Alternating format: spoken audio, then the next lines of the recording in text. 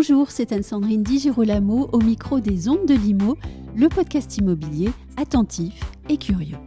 Crise du logement, crise de l'immobilier et maintenant crise politique. Tant et si bien que les informations contradictoires s'échangent, le temps de conversation parfois entre les professionnels de l'immobilier. Eh bien, quelques jours avant la publication de la dernière édition du baromètre des prix immobiliers LPI-IAD, j'ai donc interrogé Olivier Descamps, directeur général de IAD France, sur la situation du marché de l'ancien en France. L'occasion aussi de le questionner sur le sujet des commissaires de justice dispensés de la loi Hoguet par un décret tout récent, en date du 3 juillet 2024. Olivier Descamps, bonjour. Bonjour. Depuis que la France s'enfonce dans une crise politique profonde, les professionnels de l'immobilier s'inquiètent d'un marché de la transaction dans l'ancien qui serait en train de se figer à nouveau, alors que depuis février 2024, on le disait en meilleure forme et en train de repartir. Quelle est donc votre analyse du marché au beau milieu d'une crise politique importante ? Effectivement, le marché reste en décroissance, puisque nous sommes descendus en cumulé 12 mois à fin mai à 793 000 transactions. Donc, on est sous la barre des 800 000 transactions. Donc, ça, c'est le constaté des transactions actées. Néanmoins, nous, on constate, depuis maintenant plusieurs mois, un retournement, en tout cas dans notre réseau. Oui. On l'a déjà annoncé, une progression de 13% des compromis. Alors évidemment, on ne le voit pas encore dans les actes, on le verra dans les mois à venir, en termes de transactions actées en régression, mais un marché qui semble commencer à se retourner sous l'effet de la saisonnalité. N'oublions pas que c'est une période propice aux transactions, et aussi sous l'effet des taux. Qui aujourd'hui rendent l'acquisition un peu plus facile. Effectivement, sur les 3 derniers mois, vous avez annoncé que vos conseillers, vos entrepreneurs IAD avaient fait plus 13% de signatures de compromis par rapport à l'année dernière. C'est une embellie qui est confirmée également par le baromètre de l'association Les Prix Immobiliers, qui est publié par IAD et que vous venez de publier aussi. Mais la question, c'est de savoir si cette embellie, selon vous, va se poursuivre et si oui, pourquoi ? En tout cas, l'embellie se poursuit en juillet. La progression sera supérieure à 1, elle sera plus proche de 20%. Donc, c'est encore une belle performance. Alors, pourquoi elle se poursuit ? Je pense qu'aujourd'hui, la force du réseau IAD, que sont, de n'avoir que des indépendants chefs d'entreprise et en grande proximité avec leurs vendeurs-acquéreurs, le permet d'être plus réactif, plus dynamique dès qu'il y a des opportunités. Donc, je pense qu'aujourd'hui, nous redémarrons, a priori, plus rapidement que l'ensemble des confrères, que l'ensemble du marché. Notre maillage territorial, avec 14 000 agents sur tout le territoire, proximité, permet à nos entrepreneurs d'aller plus vite. Et je pense qu'il y a un dernier point, c'est l'accompagnement. On a aussi beaucoup accompagné nos conseillers pour qu'ils puissent aller requalifier. Donc, on a des marges de négociation qui ont progressé. On a un volume d'avenants, c'est-à-dire qu'on a réussi à convaincre un grand nombre de nos clients vendeurs de réajuster leur prix pour faire des transactions. Donc, l'accompagnement et le travail des conseillers nous permet d'avoir ce retournement de tendance depuis maintenant 3 mois, et je confirme que juillet sera meilleur que plus 13%. Est-ce que cette situation peut... Alors, je parle de situation, c'est-à-dire crise immobilière, crise du logement, crise politique. Elle va contribuer davantage encore, selon vous, sur la manière de pratiquer un métier de l'immobilier dans les mois à venir ? Je pense. Je le pense. Je pense parce que les crises sont des révélateurs. Oui. Cette crise, elle révèle quoi ? Elle révèle qu'aujourd'hui, porter des frais fixes, porter des loyers, porter des charges fixes dans l'immobilier, mais c'est quelque chose qui peut être séduisant, attractif, comme payer des redevances de franchise, comme payer des droits d'entrée.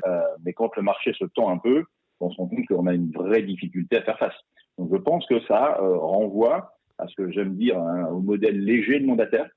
Ce modèle léger qui, je rappelle, IAD veut dire immobilier à domicile, qui permet donc à chacun de travailler de chez soi, puisque finalement l'essentiel, c'est pas l'agence, l'essentiel, c'est pas le domicile de l'agent, l'essentiel, c'est le bien qui est à vendre.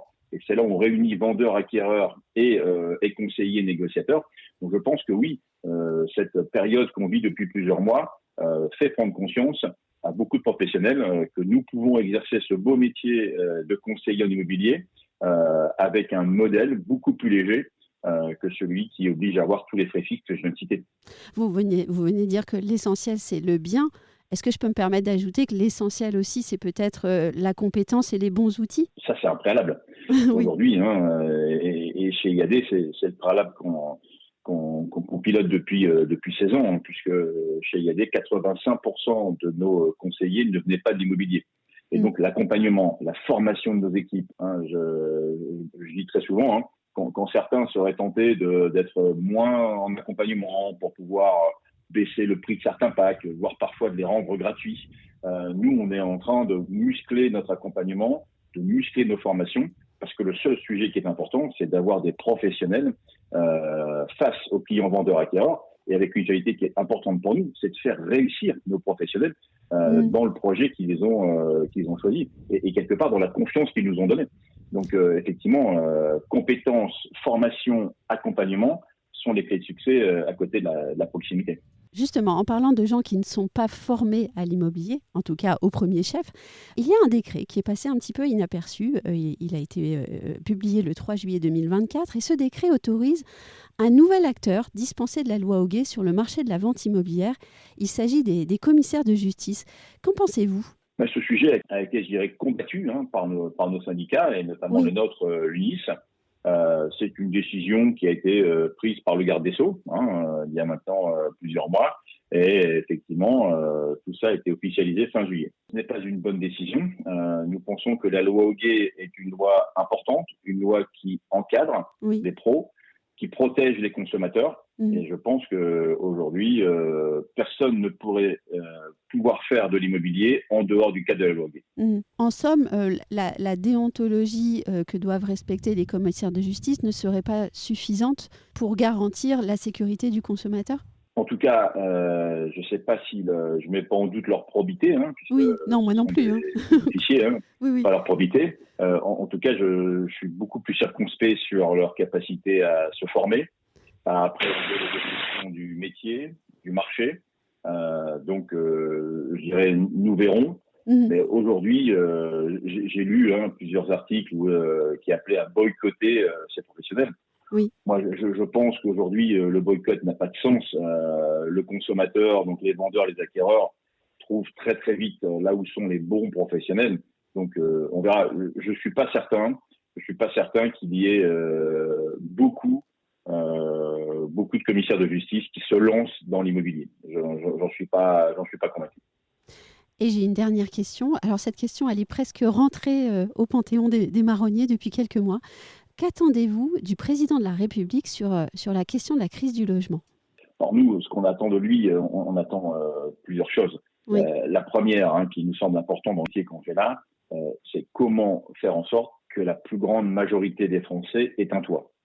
Donc aujourd'hui, c'est tout d'abord des actions fortes sur le mal logement. On y travaille avec notre fondation, évidemment. Comment on s'attaque au mal logement en France. Le second, c'est évidemment de pouvoir redonner une liberté d'emprunter aux primo-accédants. Aujourd'hui, l'accès au financement, l'accès au crédit, l'accès à la propriété des jeunes et des jeunes foyers doit redevenir une priorité forte du gouvernement. Ça me paraît clair. Et la troisième, ce serait de regarder, évidemment, on est tous attachés à l'écologie, de regarder de façon plus précise le plan attaché au DPE et à la mise en location, puisque aujourd'hui, nous savons que nous n'avons pas les professionnels pour réaliser les travaux, nous ne pourrons pas tenir les délais. Donc la troisième, c'est de regarder avec je dirais, objectivité ce calendrier, bien lâché, parce que je pense que cette mesure de rénovation énergétique est une bonne mesure, mais de l'adapter par rapport à la réalité de ce que nous vivons au quotidien. Donc voilà, je dirais, ces trois petits éléments qu'on peut lui demander. Je ne suis pas le premier, je pense, à lui demander. Mais... Non. En somme, peut-être prendre les conclusions du CNR Logement et se mettre au travail. Ce serait pas mal, effectivement, de ne pas avoir fait travailler autant de monde pendant autant de temps et laisser ce rapport sur étagère. Oui. Tout à fait d'accord. Un grand merci, Olivier Descamps, de cet entretien qui était ouvert. Je vous souhaite un très bel été et puis on se retrouve bien sûr à la rentrée. Merci beaucoup pour l'invitation. Bel été.